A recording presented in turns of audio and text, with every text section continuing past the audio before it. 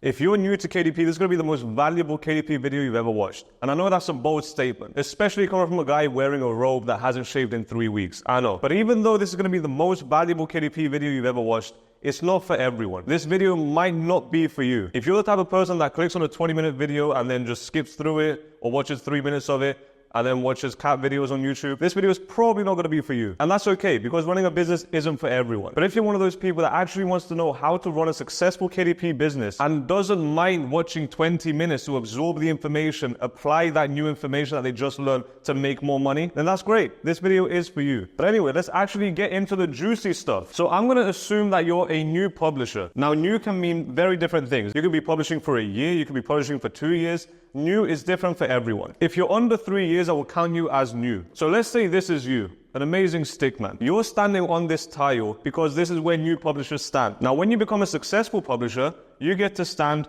on this one. This is where experienced publishers stand. Now, how do you get from here to here? Because this is where everyone wants to be. This is where life is good.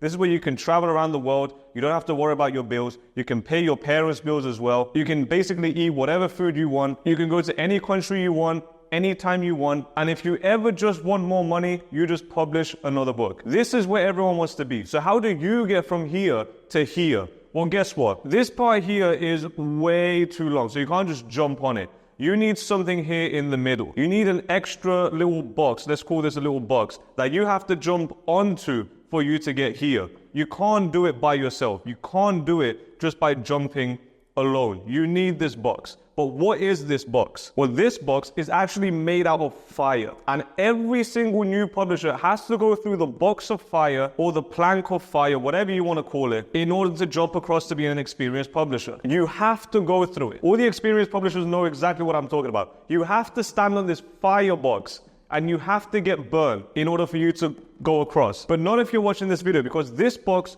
actually represents all the pain you have to go through to become an experienced publisher. This box represents all the loss of money, all the money you have to lose to become an experienced publisher, all the lessons you have to learn, all the mistakes you have to make, all the hardship you have to go through to become an experienced publisher is on this box. All the time you need to waste, and you don't even know if you're wasting the time effectively or not, if you're wasting it on random things or if you're wasting it on effective things. This is everything you have to go through in order to become an experienced publisher. There's no way around it. You can't put a jetpack on you and fly over here. You have to go on the firebox if you're not watching this video. But since you are watching this video right now, I'm going to share 3 of my biggest lessons that took me from a new publisher to an experienced publisher. And these lessons, I only learned them by standing on this box of fire. And I'm going to share these lessons with you in this video so you don't have to stand on this box of fire. Because I really do feel bad for anyone that has to stand on that box. You don't want to go through pain. You don't want to waste your time. You don't want to waste your money. You just want to know what you have to do. Now, some people are going to listen to everything I say in this video, but they're not going to apply it to their life or to their business. And if you don't do it, you're going to end up on the firebox. But if you're a smart publisher and you decide to apply the 3 lessons I'm going to show you right now, you can avoid the firebox completely. And your KDP journey will be so much smoother. So much smoother. Let's go on to the first one. Let me change to a black pen. So the first biggest lesson I've ever learned. Let me ask you this. What's the most unimportant thing about KDP? So we all know all the boring things. Oh, make a good book cover, make a good book title. Oh, make sure you run ads, have some nice A+ content, gather reviews. We all know all the boring things. But what's the most unimportant thing about KDP publishing? Some people might say description, other people might say keywords, other people might say A+ content, because some new publishers are going to say, oh, there's publishers without A+ content still making money, so A+ content is not important. So I'm asking you, what do you think the most unimportant thing about KDP is? Well, the answer is nothing. They're all important. Now, the reason you might think is unimportant is simply because of ignorance. Now, bear with me because I'm going to get so much deeper into this. I'm not trying to be mean, but I'm just trying to make a video that I would have wanted to watch 3, 4, or 5 years ago so I could avoid everything I'm going to talk about in this video. Ignorance is one of the biggest things that held me back from succeeding earlier on KDP. And it's one of the things that most new publishers are getting held back by because of their ignorance. And you know what the worst part is? Most of them don't even realize that they're ignorant. Because here's the thing. This right here is how much you know as a new publisher. This represents all the knowledge you have about Amazon KDP as a new publisher. But guess what? You know that there's some things that you don't know. This is everything that you assume you don't know. So you don't even know half of what you don't know.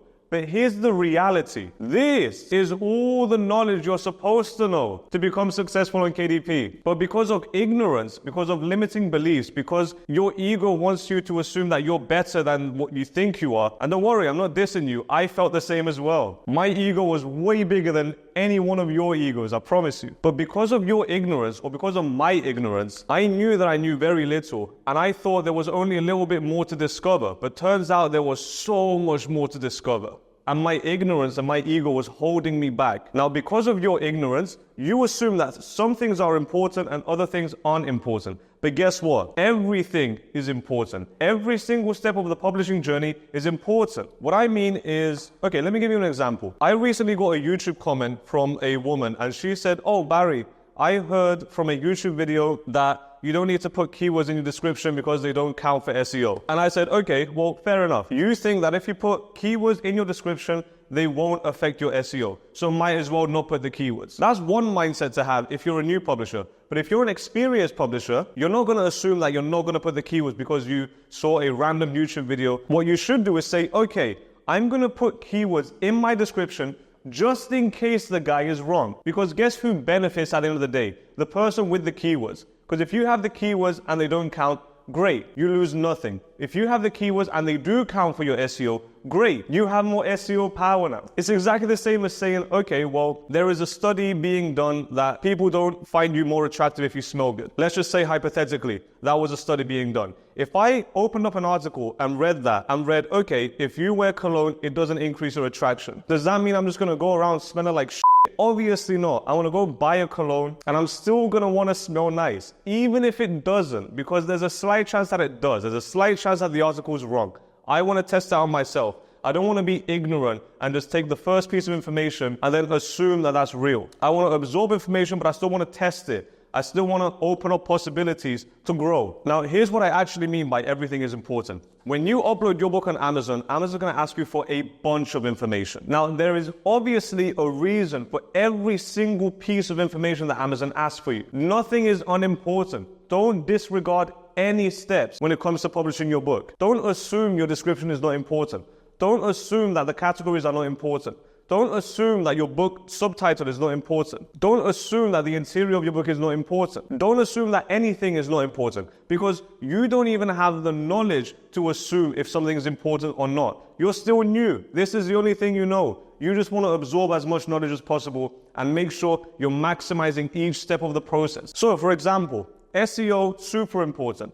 SEO, you can put it in your A+ content, you can put it in your description, you have your backend keywords, and then this is going to bring you traffic. You can't sell to anyone if you don't have traffic. Traffic means people click on your book, see your book, and then they have the opportunity to buy it. If you don't have traffic, they're not even looking at your book. They don't even have the opportunity to click on your book. So traffic is important. SEO is important. If you think SEO doesn't matter for descriptions, still put keywords in the description. It doesn't matter what you think. The data doesn't lie. I know I sound a little bit mean in this video, but I'm just giving you everything straight up. I'm not here to be nice. I'm here to make you more money than you've ever made on KDP. Then you have your book cover and your book title. Why is this important? Because this determines your click-through rate. We're going to talk about this in a bit. I'm going to go a little bit deeper into this, but for now, just bear with me. This basically means how many clicks you're going to get. The better this is, the more clicks you get. Then you have your A+ content, and you have your description, and you have your reviews. This is going to determine your conversion rate, how many people actually buy because of it. If all of this is terrible because you think it's not important, well, guess what? People are coming onto your book listing, they're clicking on it, but they're not buying it. So you're losing the sale because you disregarded this as not important. And then you have your interior. You want your interior to be as best as possible. Why? Because this increases your product quality. Now, you also want a high quality ghostwriter as well. You don't want the cheapest guy, random Indian or Pakistani guy trying to write an English book for you. Some of them might be good at English, but most of them are not. Just speaking from my experience, every time I have ordered a non-English speaking person to write an English book for me, it's always been a catastrophe. It's been terrible. Now, you might find someone that's really good at English and they might do a good job. I haven't found anyone yet. I only pick native English-speaking people to write my English books, just because I can be more confident in the quality of the book. So don't assume that anything is not important. Assume that every single step is important. Now, this is actually one of the main reasons why a lot of new publishers are finding Profitable Publisher 2.0 super helpful. That's my program, and I show literally everything I know about KDP publishing. I'll show you from start to finish my entire system of how I publish books and make sure that they're highly, highly profitable. That way, if you're a new publisher and you join the system, you're going to know every single step that you need to take to make a profitable book. But anyway, step 2, what's the second biggest lesson that I've learned that new publishers fail to understand? Well, here's the thing. New publishers only do the basics. What do I mean by this? If you've been watching my videos for a while, you know this funnel. This is your traffic, and then a percentage of your traffic are going to convert into clicks. And then a percentage of your clicks are going to convert into conversions, which basically means sales. And then you're left with the final sales number. Now, here's what a new publisher would do. A new publisher, because they only did basic SEO, so let's say they assumed that the description wasn't good, so they ignored putting any keywords or any search terms or phrases in the description. They only put their backend keywords. So they did the SEO part, because traffic is the SEO part, just like we talked about earlier. They only did the basics of the SEO. So let's say they only get 10,000 impressions a month. Great. Now let's move on to the clicks. What determines your clicks? Obviously, your book cover. That's one of the main things. It's also your title and a bunch of other things, but your book cover is the main thing. Let's say they did a basic book cover, and that brings them in a 3% CTR. That's your click-through rate, which means what percentage of 10,000 actually click onto your book because of how good your book cover is. So 0.3% of 10,000 is 30. So this basically means 30 clicks. And then your conversion rate, this is basically your A+ content and reviews. Those are the basic ones. There's other things that come into play, but these are the two main basic ones. Now let's say you have an average conversion rate of 10% because you just did basic A+ content and just got a few reviews. Not too many, not too little, but you got a few reviews. Let's say 20 or 30 reviews. So if you just did the basics, how many sales do you actually get? Well, from 10,000, 0.3% is 30 clicks, and 10% of 30 is 3. So you got 3 sales because you only did the basics as a new publisher. Why? Because of your ignorance and purely because you don't know how to scale or how to make everything better. You don't have the knowledge to do so. Either because you already assume that you know everything, or because you're just watching random free YouTube videos. Now, YouTube videos, you can get a lot of help from them, but they're not going to help you make thousands and thousands a month. They can help you get started, but you need some more advanced things if you want to make higher incomes. Now, what do experienced publishers do? Well, experienced publishers do the exact same thing, but they do the basics very well. They really, really focus on the basics. What do I mean by this? It means when it comes to SEO, they're maximizing every single aspect of SEO. They're putting keywords in their book title and their subtitle. They're putting a bunch of keywords in the description. They're putting the appropriate keywords in their backend keywords. They're putting keywords in their A+ content. They're doing everything they can to maximize their SEO power so they can index for as many keywords as possible. Now, because they do the basics, which is SEO, but they do it very well, they have more impressions. They have more reach. They have more index keywords. So instead of getting 10,000 impressions, they'll get 40,000 impressions. Great. What about the book cover? Exact same thing. They're still making a book cover, but they're doing it so much better than you. They're putting 10 times the amount of effort. They're doing 10 times more variations. They're testing. They're doing a bunch of things to figure out what's the best possible cover that I can have for my book. And instead of them getting a 0.3% click-through rate, they'll get a 0.75% click-through rate. Doesn't seem like much of a difference, but we'll get to it in a bit. Now, what about conversion rate? Again, they do the absolute basics. They do their A+ content, and they get their reviews, but they do it very, very well. They spend money on a copywriter, or they focus on copywriting with their A+ content. They focus on effective design. With reviews, most experienced publishers that I know will spend the last 2 months gathering credits on Pubby and other book review websites so they can get 100 reviews as quickly as possible. They're trying to get as many reviews as quickly as possible. They're not doing anything different than you. They're just doing it at a bigger volume. They're spending more time gathering credits. So because they have really effective A+ content and a high number of reviews, they might get an 18% conversion rate. Now, what does this mean? Even though the experienced publisher did the exact same thing as a new publisher, they just did it better because they have the knowledge and the experience to do so. Here's what happens. Right here, they 4x their traffic because this is 4 times bigger than this. What about this? This is 2.5x, but let's just say they 2x their traffic here. They 2x their click-through rate. This would have been 0.6, but we put 0.75, it's okay. That means from 40,000 to 0.75, they get 300 clicks. I did the math earlier. I'm not that smart to do the math right now, but I did it earlier. I'm pretty sure it's 300. If it's wrong, please let me know. And then from 300, they got 18%, which is 54 sales. So check this out. They 4x their traffic or their impressions because they did effective SEO. They didn't assume anything was unimportant. They did everything how they were supposed to. They doubled their click-through rate because they spent so much more effort on the book cover. They barely doubled their conversion rate, but guess what?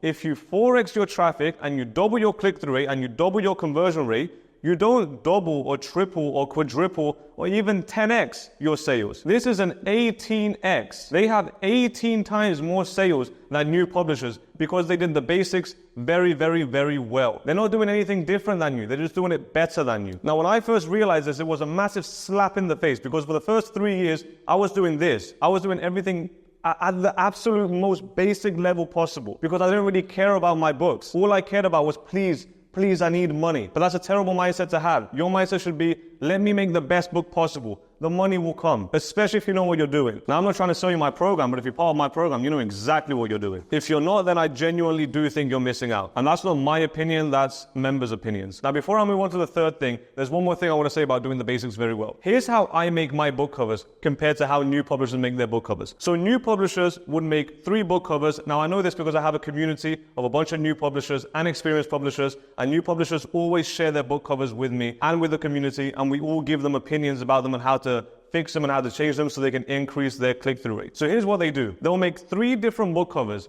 They're going to send it to the community and they're going to say, pick which one you like. Community will pick this one and they're going to say, awesome, I found my book cover. I ran my data and I know that this one is the best book cover. That's okay. But that's just doing the basics. It's not doing the basics very well, it's just doing the basics. So, how do experienced book publishers make book covers or test out book covers? Well, here's how I do it. I can't tell you how other people do it, but here's how I do it. This works effectively for me. I will make around 3 or 4 different variations. Now, when I say different variations, everything about them is completely different. The fonts are different, the layout is different, the images are different. And here's what I'm going to do. This is the messiest part of the whole book cover journey to find the best book cover or to create the best book cover. So here's what I'm going to do. From here, I might really like the font. So I take the font from this first variation that I did. From here, I might really like the colors. So I'll extract the colors from here. From here, I might like some certain elements in the background or a pattern in the background. And I'll extract that from this variation. And from here, I might like the main image. So what I'm going to do is the next one, I'm going to put the font that I got from this one, from number 1. So it has something from number 1. I'm going to take the colors from number 2, so it has something from number 2. I'm going to take the elements from number 3. I'm going to have something from number 3. I'm going to take the main image from number 4. So we'll also have something from number 4. And now I have my ultimate book cover based on a bunch of different variations based on what I liked. And I put them all together and this starts to look good. And then what do? I take this and I make another 3 variations. Now these variations, I might replace this part here. So I might replace the colors and mess around with the colors, or I might mess around with the elements, or I might just do something completely different.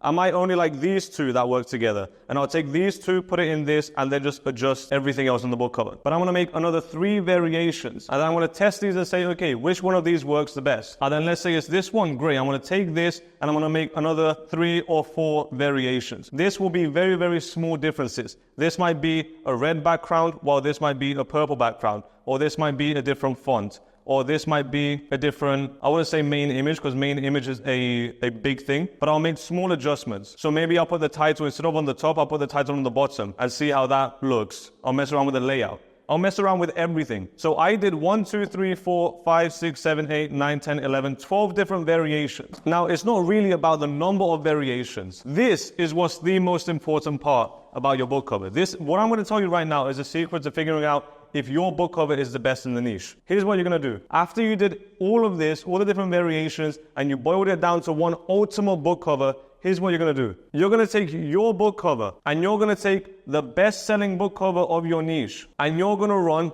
a PickFu test. Let me write it because some people don't understand my accent. PickFu. What's PickFu? This is a data gathering website. You run polls and you just basically give your target audience, here's these 2 covers. Let's say this is a dog training book. Let me draw a dog. What a great dog. And this is a dog training book as well. I think that looks more like a rabbit, but it's okay. This is a dog. That's a weird dog. Anyway, make him cross-eyed dog. Anyway, this is my cover and this is my competitor's cover. I already know my competitor's cover is good, obviously, because they're selling. But I don't know if my one is good enough to compete with them. So I go to PickFu, I pay for a poll, I put my one against my competitors, and I send it out to 50 or 60 or 70 people. I wait a few days, and guess what? I then have data, and then I get to see the data. Do people think my one is better than the competitors? Yes, great. I'm ready to publish. No, great. I can go back and keep fixing it, trying to make it better. Because what is the point of publishing a book where your book cover is not as good as your competitors? There is no point. You're basically destined to fail. Now, I don't want to publish unless I have the data, or I know for a fact if my niche is really, really bad, they have a bunch of bad book covers, and I know my one is a better cover, then I'll publish it. I wouldn't publish it if I know that my one has a worse cover. It just makes zero sense. Anyway, let's move on to the final one. This is one of the biggest mistakes that basically everyone makes the first 3 years of publishing. And I've been making this mistake for longer than 3 years. Now, here's what experienced publishers do that new publishers don't do. Experienced publishers measure everything. What do I mean by this? They measure all the data that they need to measure to figure out how their book is growing. New publishers don't measure anything. New publishers don't look at the data. They just see the results and then they have an emotion based on the results. What do I mean by this? Let's say you published a book this month and you lost $700. You're minus $700. You're probably going to get emotional, probably going to get scared, and you're going to say, oh, I did everything wrong and this book is not working. If you have a little bit more experience, you're going to wait until the second month. And then you might see that in the second month, you lost $500. If you're still a little bit inexperienced, you're going to say, oh my God, I've been losing money for 2 months straight. What am I going to do? This book is failing. If you have a little bit more experience, you might wait until the third month. And the third month, you might lose $100. Now, if you're not very self-aware, you're going to say, oh, I'm losing a bunch of money. I lost over $1,000 in the last 3 months on this book. But if you're an experienced publisher, you're going to say, okay, the money is the last piece of data you should be looking at, especially during launch. Look at the money when you publish the book for 6 months or 7 months and you're trying to extract as much profit as possible. Sure, optimize your book and look at the money. Make sure you're making as much money as possible during that phase. But during your launch phase, the money is the least important part. That's not the data you want to measure. You want to measure everything else. Because guess what? Here, you're not losing money, you're growing. Because check this out. You started off here at minus 700, and then you went up here at minus 500, and then you went up here at minus 100. Guess what this is? What trajectory can you see right here? Where is the arrow pointing? It's pointing up. That means your book is growing. But you don't know it's growing because you're looking at the wrong data. So what data are you supposed to be measuring? I'm going to show you that right now. Obviously, if you're constantly losing money month after month and it's very, very hard for you to become profitable, you're doing something wrong. Your book is not growing, or is at least not growing as much as it should be growing. Now, the good thing is you can figure out why your book is not growing. And I'm going to show you exactly how to figure that out now. So let's say that this is a balloon. I know, this is an amazing balloon. If your book is highly profitable and it's growing very fast, that means the balloon has 0 leaks in it. If you put water in here, it's a water balloon. If you put water in here, it will expand. But if your book is not growing and is constantly losing money, that means that there's obviously a leak somewhere in the balloon. It can be 1 hole, it can be 2 holes, it can be 5 holes. You need to figure out what the leaks are. And how do you do that? The only way you can figure out what the leaks are is by measuring data and allowing time so you can have more accurate data. Now let me show you what data you're supposed to measure. One of the things you might want to look at is your organic to PPC ratio. What does this mean? It means for every 1 PPC sale, how many organic sales do you get? If you're 2 to 1, then that's not really that bad. Because if you make $5 profit for every book, that means 2 books, you make $10 profit on organic and then $5 profit on PPC. So you make $15 profit in total for every PPC sale. I hope this makes sense. That means that if you spend anything under $15 for 1 PPC sale, you're still profitable. Overall, on your account, on your book, not just PPC. Sometimes it's better to not break even on PPC. Sometimes it's better to lose money on PPC because you make more money on organic. But that's another video. That's way more advanced. So let's just do this one more time so I can show you again. If for every 1 PPC sale, you get 2 organic sales, which means let's say this month you have 100 PPC sales and 200 organic sales, which means 300 sales in total, which means you'll be making around 10 copies a day. Let's just assume that's our numbers. If you make $5 profit, that means for every sale that you get on PPC, so every $5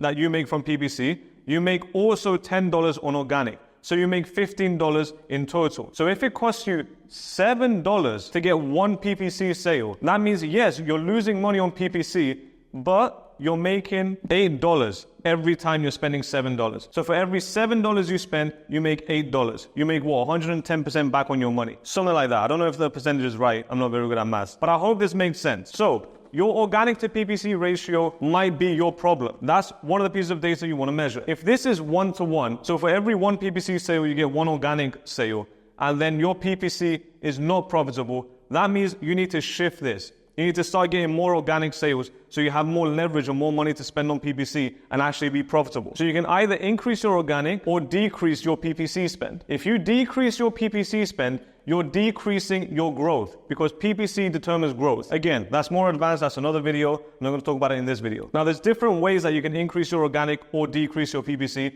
I would recommend you stay however your PPC is and just increase your organic. You can do this by implementing better SEO. You can do this by focusing your ad spend on more relevant keywords. There's a bunch of different ways to do it, but this is another video for that. So let's say we measured the organic to PPC ratio and we saw that it was 1-to-1 the first month and then it was 2-to-1 the second month. Great. You don't have to mess around with this because you're seeing that this is growing. So great. We fixed one of the leaks. Another thing you might want to measure is ranking. Where are you ranking on the page? Are you on the bottom of the page or the top of the page for your highly relevant keywords? So if I'm selling a how to draw a dinosaur book for boys ages 6, if I'm ranking all the way on the bottom of the page, there's something wrong. There's something I need to fix. Obviously, I'm losing money if I'm on the bottom of the page because basically no one wants my book. So then you have to figure out, okay, what determines ranking? If you've been watching this channel, you know that ranking is based on your conversion rate. So if you're ranking low, your conversion rate is low. So then you have to ask yourself, okay, how do I increase my conversion rate? Well, first you're going to measure your conversion rate. If you have an app like KDP Champ, that's what I use.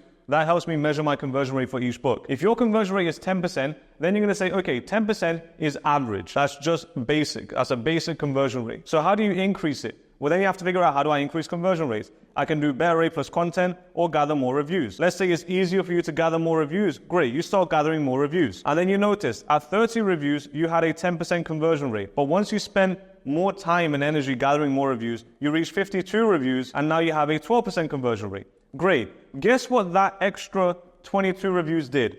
Not only did it increase your conversion rate, but it's going to affect your ranking and you're going to increase your ranking. And guess what? If you increase your ranking, what else increases? Your organic. So this is affecting that, and then you just fix another leak. And then maybe you just keep getting more reviews. Maybe you go to 72 reviews and you figure out you have a 13% conversion rate. And then you go to 81 reviews and you have a 14% conversion rate. And then you find that at 107 reviews, you have a 16% conversion rate.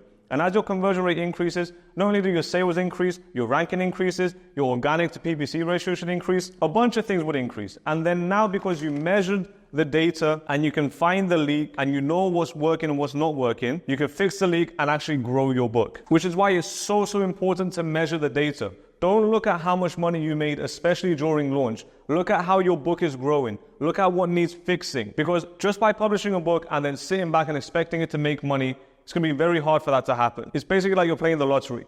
But if you publish a book expecting it not to make money, expecting just to gather the data, and then expecting to have to fix it, because you can't know what to fix until you get the data. The data never lies. You publish the book, you start gathering the data, you measure the data, and you see what's going up and what's going down. So if your ranking is going down, fix your ranking. If your reviews are low, get more reviews. Another thing you might have a problem with is indexed keywords. This means how many keywords does Amazon actually associate with your book? If you publish your book and you have 100 indexed keywords, that's terrible. No one's ever going to find your book. But as you grow and your organic grows and your PPC grows and your book grows, you can measure the index keywords using Helium 10. You can use Helium 10's ASIN, is it ASIN? Reverse ASIN tool. If you go on Helium 10 reverse ASIN tool, you put your ASIN, it will give you how many index keywords are associated with your book. Usually it's around 100 the first month, and then I see it grow to 300, and then 500, and then 1,000. And then as my index keywords grow, that means my traffic grows. So if my traffic grows, it goes down the funnel and my sales grow. Again, if I did the basics very well, then by indexing for more keywords, I will make more sales because I did the basics very well. So in essence, assume that you don't know anything and assume that there's always more to learn. If you assume that you know everything, then it's very, very hard for you to succeed. Once you're ready to learn more, then you can apply the basics and actually do them very well. Don't just do the basics mediocre. Do them very, very well, because that's going to affect your entire business. And then once you've done the basics very well, and then you publish your book, measure it. It's not ready yet. Your book is not ready until you measured it and found the leaks and then fixed the leaks. But anyway, I hope you found this video helpful. If you want more specialized help, just check the description. There's some links in there that might help you out. And yeah, if you have any questions, just leave them in the comment section and go out there and make a bunch of money.